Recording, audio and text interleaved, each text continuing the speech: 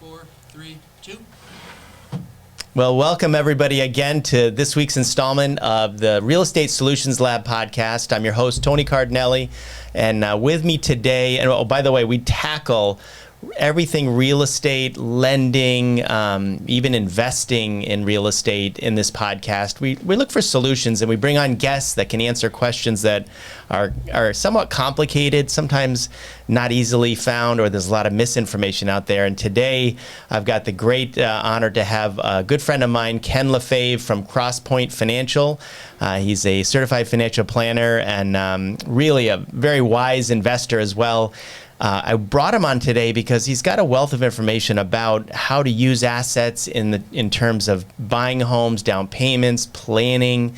And those are things that we haven't been able to answer in our podcast before because we haven't had an expert that really understands the give and take or opportunity costs of investing or saving and lending and that crossover. So today's guest, Ken Lefebvre, why don't you tell us a little bit about us, about yourself and Sure. Well, your company. Start off by saying thank you for having me. I consider this an honor. I've heard a lot about these podcasts. Yeah. And seen a few of them and was waiting for my invite. So thank you. I finally Good to have you. So, again, thanks. My brother and I own CrossPoint Financial Advisors down in Chelmsford. We're right at the Drumhill Rotary in front of the Chelmsford Police Station with that 3-story brick building that says North on it. We're up on the 3rd floor. So great location, right off of Route 3, very easily accessed by 495. Clients seem to love it. Yeah. Been doing this. I started back in 1992 as I was in my senior year at Bentley College. My brother was already doing it, and so when I graduated, we decided to team up. He lives in Westford. I'm in Chelmsford. And so great location, and it just works fantastic. And it's a financial planning practice, so clients you work with, they come to you for what kind of general reasons? Tell us about the practice. Sure. I would say, oddly enough, the majority of our clients are single females. We did a little study of where we get most of our business. And so most clients come to us looking for advice on everything from taxes to investment portfolio structuring, making sure they're all set for retirement, some life insurance needs. If family has a change, takes on more debt, or starts having children, they want to make sure that the surviving spouse continue their standard of living. Okay. So we address that. So it's a full custom done financial plan we do for just about every client that comes in the door. That's great. And then the solution sort of, I always say, cooks to the top. When someone comes in and they tell us what's going on in their life, we find all the pros and cons, the pitfalls, the things they have to watch out for. Awesome. Point it out, and if they want to address it, we'll address it. And if they're okay, then at least they know it's there and they can work with it. I love it. Very, very good. And I've heard you speak before, so I've kind of got an idea of how you really can help people come to conclusions that they need to at certain times in their life. And there's all kinds of seasons in our life when we should be talking to a financial planner, so we'll cover that. I've got some questions written down, if it's okay with you. I wanted to kind of go through a few questions that pertain to homeowners that own a home today, or maybe even homeowners, buyers that are thinking of buying a home, maybe first-time home buyers. And so we'll cover a few questions that people want to hear about. Number one, a lot of people today, because the cost of real estate is so high, to purchase a home, a lot of people are considering just, renovating their home. And they jump into it without even thinking. They throw some stuff on their credit cards and they start renovating and taking apart their house and fixing it up. And I know you've had a lot of experience with clients coming to you and saying, should we move? Should we buy a home, sell this one and buy the next one? Or should we renovate the house we're in? And so we at CrossCountry, we lend home equity loans, home equity lines of credit for this a lot of times because we don't want to touch their first mortgage, which is probably in the 3s. And so they come to us looking for these. But I wanted to find out from you, as you have someone walk in the door and talk to you about this, what kind of things do they have to think about before they take apart their house or commit to borrowing a lot of money, like on a line of credit, like $130,000-$230,000, and commit themselves to that kind of debt extra on top of them? Sure. So back up a little bit. When someone comes in and tells me they're thinking about buying a house, I remind future homeowners, you're buying the land, not the house. Right. You want to make sure where you're buying is a spot where you love where the view, the setup, that maybe the street you're on, the school system you're in. Okay. Those are all important. And so then when someone owns the house and they come to me and they say, we've outgrown the house, we have needs, whatever it is. Again, my first question is, well, how much do you love your neighbors? Yeah. And are you in a school system? How old are your kids? Is it possible for you to move? And if it's possible, then it's usually always better to move. If you put in $100,000, it's only going to go up maybe 70, 80,000 in value. Right. I don't think I've ever seen a house go up equal to what you put into it. Right. Right. So you have to look at it and say, do I want to stay in this spot for the rest of my life? And if the answer to that is yes, I mean, I'm probably the worst example. I bought my first home and never left. And, I hate the land. I'm on a 1/4 acre lot in Chelmsford. I go out on my back deck and I, on a Saturday morning, can wave at each of my 5 neighbors because they're on their back deck drinking their coffee and we're smiling at each other. And I'm thinking, I just want more land. Yeah. But my wife just would not move. Yeah. We had 4 sons, and the school system we were in, she said, nope. She knows the teachers. She loves the schools. We had a school we walked to, an elementary school, and she just thought it was the greatest thing. So she said, I'm not moving. And then we put on an addition. Love the way it went. We have a stairway off the kitchen. Farmers kind of look to it, and we love the house. Yeah. I wish I could just pick it up, move it somewhere else. So that's the question. That's how it comes down. You buy the land, love the land, and then it's okay to do additions because you don't want to move. But if you're very smart, if you're not committed to the land, then by all means, I wouldn't recommend. I had someone tell me the other day she's got a leak in her bathroom and it's destroying the ceiling in the basement and it's going to cost her a fortune to fix. I said, just move. Let it be someone else's headache. You're going to spend $30,000 fixing this, and it's probably going to be worth what it is today, maybe a little bit less. Interesting. I mean, a little bit more. So why go through it? Right.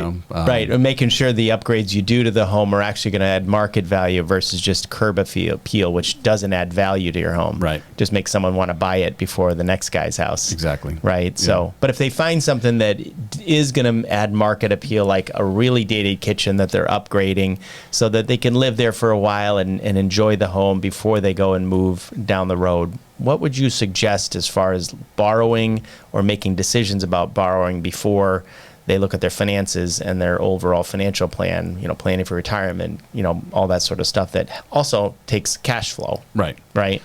Exactly. So if they're someone who's been disciplined and they've stockpiled some money in a savings account, then there might be one strategy. Yeah. If they're looking at it and saying, no, we're going to have to get some type of a loan, whether it's a home equity line or home equity loan. Yeah.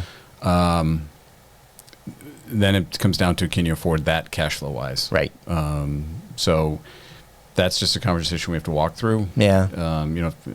They tell me or maybe they have an inheritance. We inherited $200,000, but we've always wanted to do the kitchen. It's going to be $50,000.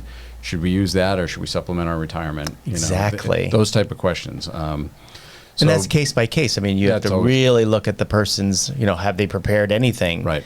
Or they have done nothing to prepare, which is usually where I'm telling them, consider retirement.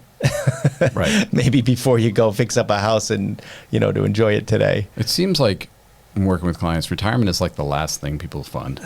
They take care of kids' college, they take care of the house, they take care of vacations, new cars, and then they start. So one of our big things is when we're starting to work with a client, when we're looking at retirement, is do you have a 401k? Do they have a match? It's free money. Yeah. Get them to the match, and then we'll work from there. But you can't put off saving for retirement. Yeah. Even if it's just $100 a month and you're just starting out and you're in your 20s, just do the $100 a month. It will add up. It will make a huge difference down the road. Yeah. Time's on your side. Start early. Yep. Yeah. Start early is really the key. And so many don't. So, if we're giving a large audience, there's 2,000 or 3,000 people that'll be listening to this, advice is, a lot of them have prepared. Some of them are considering, staying put and maybe adding an accessory dwelling unit to their home, and then they're going to move into that and let their kids take over the house. These kinds of financial moves still require some budgetary thinking and some, looking down the road like you're not going to be in that ADU forever. So what are some good benchmarks for people to think about as far as how much of their, annual income they should be saving for retirement at certain ages, if they're in the 30s and they're considering, saving some money for retirement? I like to tell everybody from day one, try to get to 11%. 11%. Interesting. And that's most of the time when I plug that in, it seems to work pretty decent. And where that comes from is, I did some stint as a Chelmsford Select Board member, but when you looked at the pensions that the teachers, the firefighter, the police are funding, 11% was where the funding goal in order to build a pension that would pay you 80% for the rest of your life. So if if I can get people to 11%, then they're going to be pretty good shape at retirement. Yeah, and if they've waited, it just needs to be bigger. It needs to be bigger, but if they want to have that standard of living. Yeah, if they want to have that standard. So that's the three parts, the three-legged stool to retirement. Yeah. If you're not saved enough and you're not there, then every year, right, your choice is work longer, invest more aggressively, and live on less, right? And keep in mind, every year you decide to work longer, it's a threefold plus to your retirement account, because it's one less year you're going to need it. Yeah. It's one more year of tax compounding growth, tax-free compounding growth, right, and it's one more year of contributions. So really, everybody can retire however they want. It just might be a year or two later if they're not, saving correctly, or they're slightly underfunded, or, right? Or it might be a few more years later if they haven't done any savings. Yeah. So it is possible to retire successfully. You just may have to work a little harder at it for a couple more years. So this brings up a really good question that I get a lot. Well, I don't necessarily even get a question.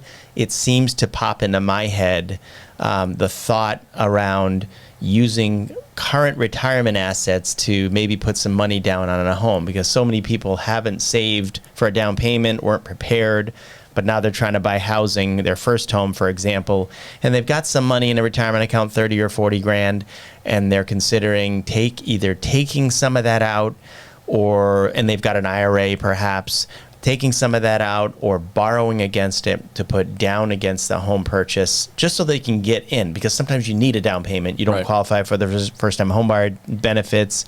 Tell me what goes through your mind in thinking and counseling people when they're considering borrowing or taking out. Sure.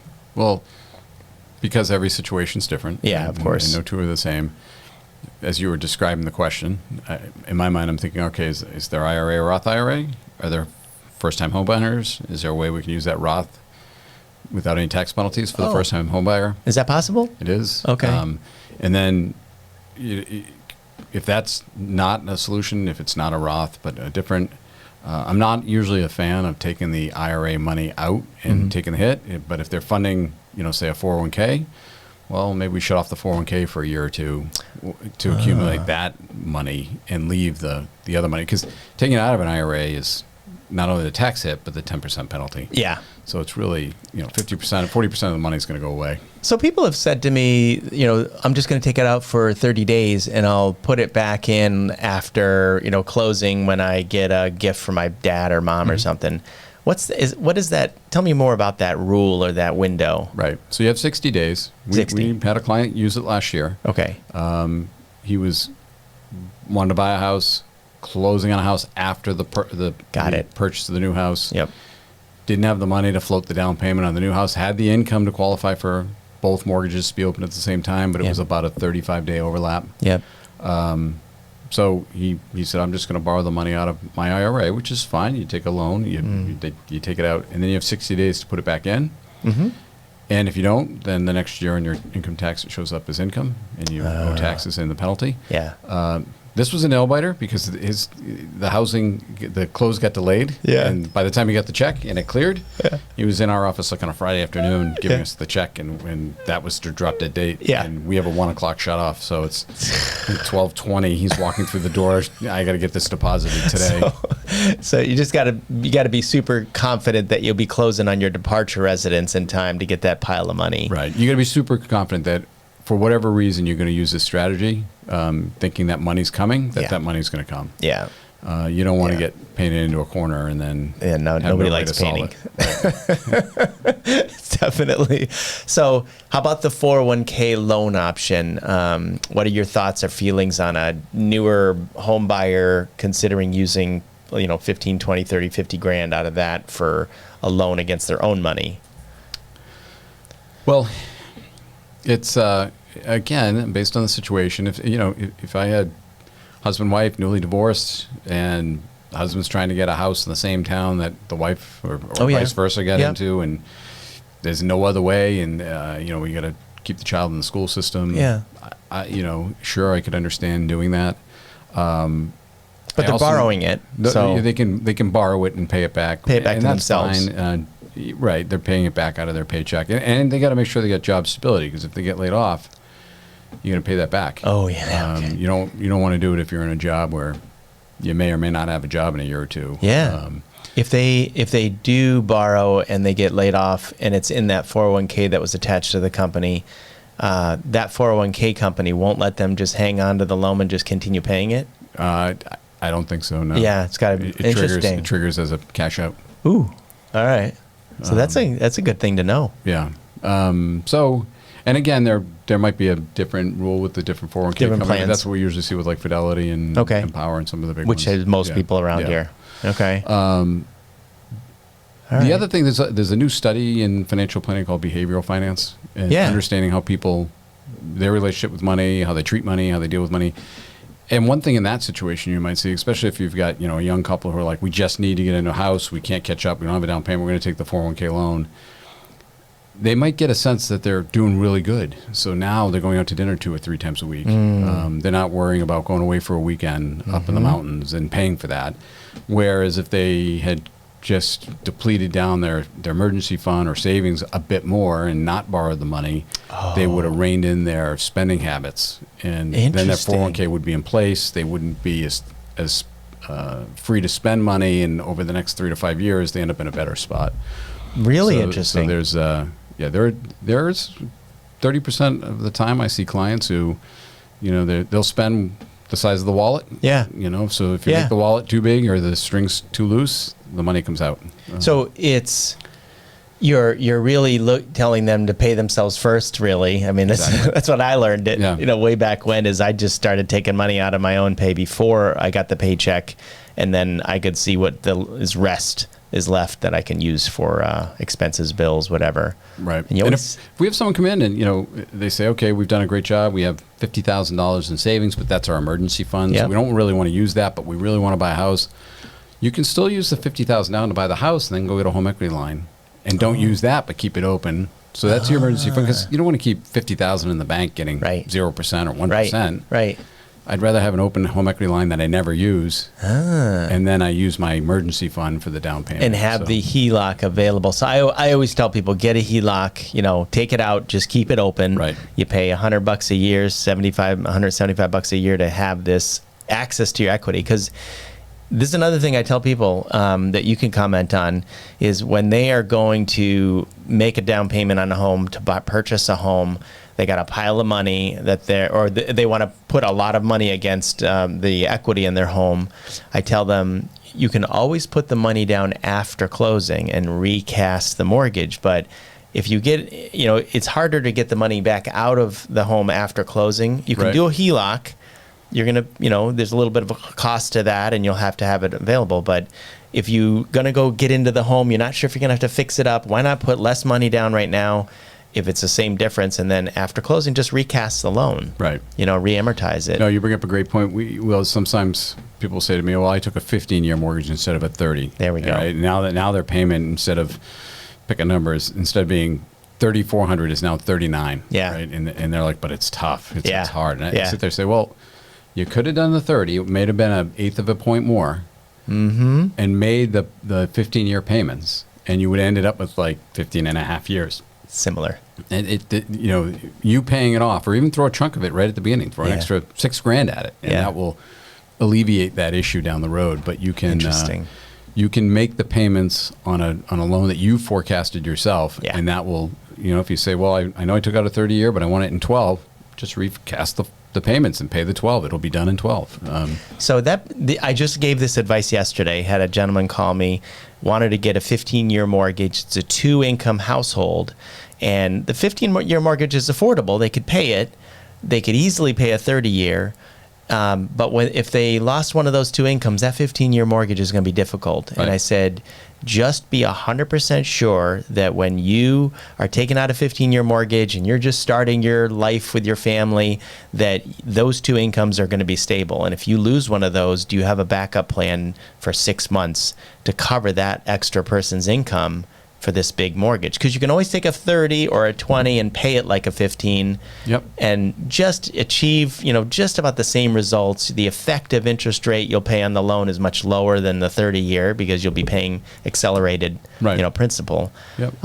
Good strategy, good advice, you think? I think it's great advice. Just to be cautious. I always tell people 90% of the time, take the smallest down payment. Yeah. 15, 20%, 25% is probably, most cases, a little too much. But yeah. So if you do 15, 20% and take the 30-year, then you can always throw extra money on it. Yeah. And it does not really have much increase to the interest paid. Right.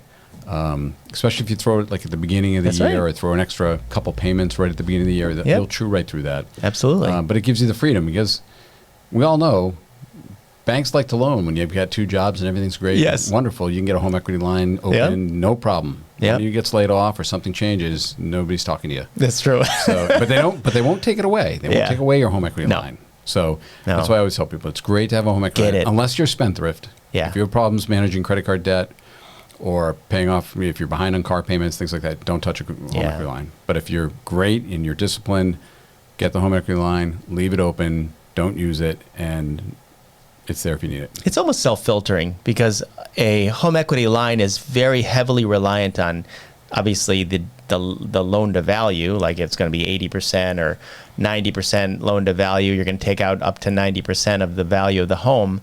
But if your credit score is low already because you have financial challenges, how you spend money and not pay bills on time, your interest rates can be ridiculous. Correct. And you may not take out that home equity. You may not even get approved for it, because second position is where it's going to be a more difficult position for the bank to swallow someone with lower credit scores anyways. But being on that topic too, I've seen people who have home equity lines of credit. They've been open 5-7 years. They kind of forget why they had it, and they know it's an emergency fund, but all of a sudden something pops up. My daughter's getting married, college is coming. Yeah. And then unfortunately what happens is what happened in 2022, 23, right? Yeah. The Fed went through the roof with interest rates. Yeah. And now I do have 3 or 4 clients who are saying to me, I did use it and I'm paying all of my extra money every month towards the interest. I'm not paying it down. Now what do I do? Yeah. And that's why you got to be careful when you use it. You want to make sure. I don't think rates are going up anytime soon. If anybody's thinking about doing a home equity, get the variable rate. They're probably going to be coming down over the next few years. Yeah. But be careful that if you use it, you want to make sure you have the cash flow to pay that home equity line if rates do go up. Love it. How do you weigh keeping money invested? Like you brought up the point, and my wife and I struggle with this sometimes. When She's right. She is right, actually. You're right. She is right already. I want her to hear this. I'm the conservative one. I always thought to myself, you know what? I like to have some cash set aside. I love emergency funds. It's my tangible, like I'm conservative. I don't carry any debt.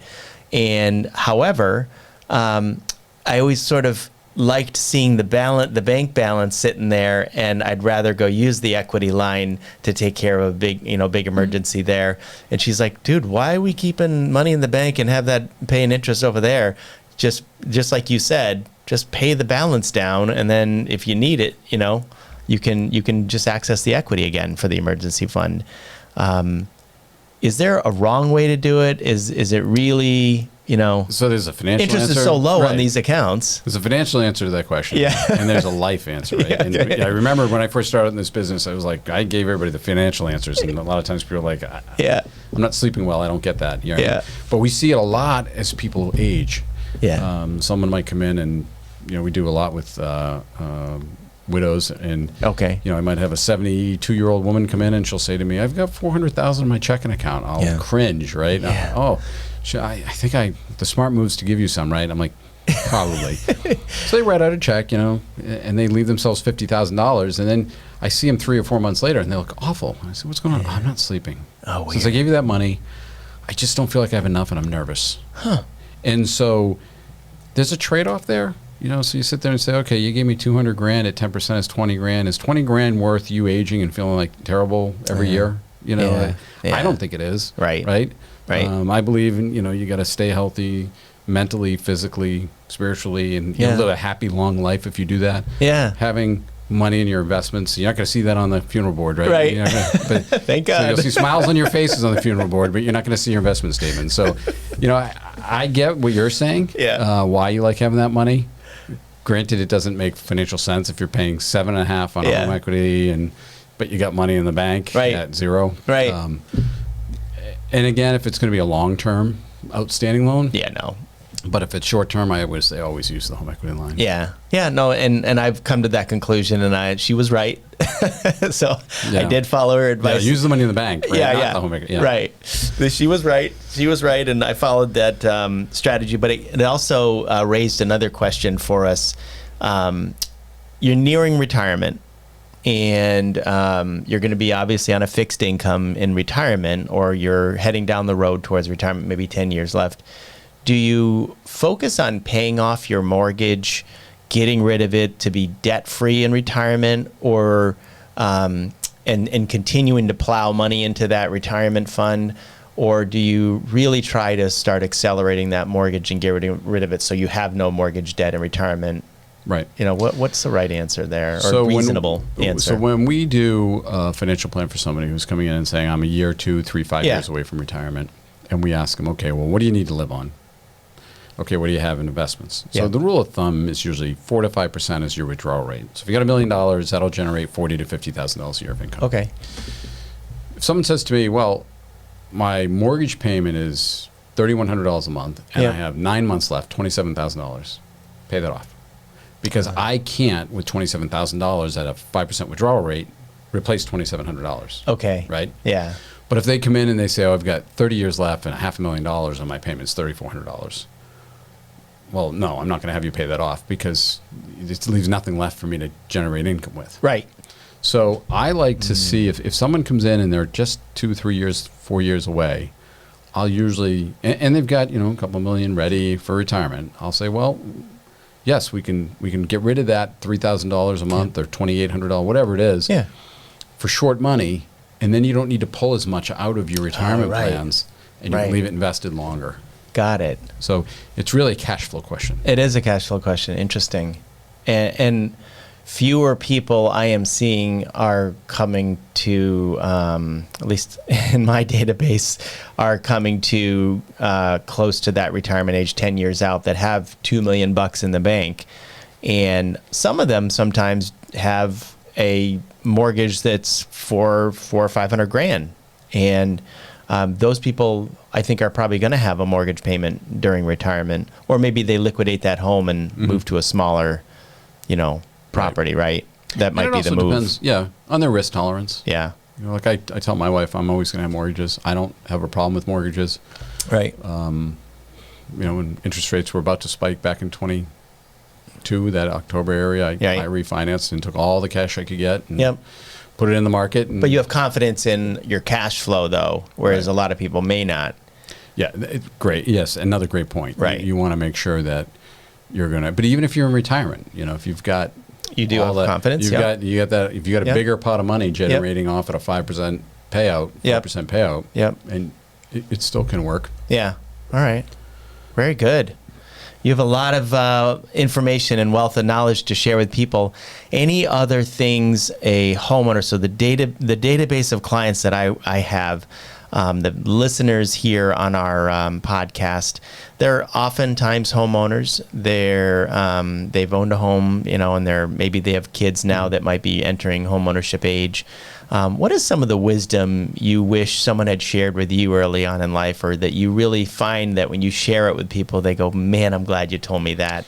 Yeah, well, I believe that in this country today, you have to own real estate to stay in front of the poverty line. Okay. Home ownership is important because, they talk about food security, they talk about job security. Yeah. Well, home ownership security, home security is very important. If you're at a an apartment renting, and the landlord comes in and says, "I got to raise your rent from $2,000 to $2,500." You have no control over that. No control. But owning a house, even if it's a smaller house, you got to get in because the market's going to keep moving ahead, and because of the way the value goes up in the total price of the house. But what you got for a down payment isn't going up as fast. So Right. you fall behind quickly. Like some people say to me, "Oh, I'm going to sell this house, wait a few months, and then buy another house." And I said, "Well, you're selling it. You're not really walking away with a lot. You could get priced out of the market pretty quickly Right. if you go into the spring, summer housing market and prices jump. Yep. And now where are you going to do? You don't have the house, you sold it, and you're not getting that jump in price. Yeah. And now your deposit's not enough to get back into the house you want to be in. True. So I'm big into home security, like home ownership security, so Yeah. you know where you're going to be.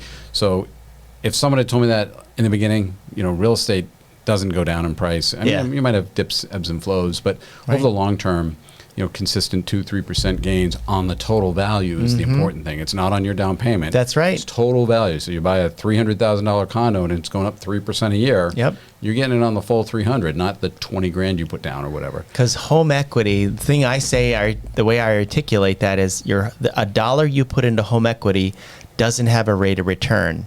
That dollar is not going to grow to $3. The value of the home is going to grow to $3. So if you put in just 5% down payment instead of 20, the house value is still going to be increasing, and that Right. dollar, you're not putting in dollars that are increasing, but if you're investing in, in equities or in a retirement fund or something, you are getting a return on those dollars. Yeah, and if you put 5% down and the house goes up 5%, you're getting 20% return on your 5% down. It's impressive. Right. So if I knew that when I was younger, although I say that, I bought my first condo 6 months out of college. And So it was you knew bank something. owned, so but it was, believe it or not, it was my father-in-law who said, you got to get into a house. It doesn't matter when or how, you just get into it and then, save and scrimp. That's the other thing too, is you stretch to get into that house. Yeah. And again, it goes back to that behavior.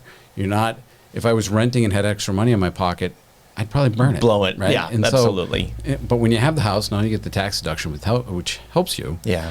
But you're also putting your priorities maybe in cleaning the yard, getting rid of some bushes, getting rid of helping the curb appeal over time, maybe doing some of the work yourself and cleaning it up. Pride of home ownership Exactly. really plays into that goes back to the behavior. I think that's a really insightful. Don't be afraid to reach. Get into that house. Yeah.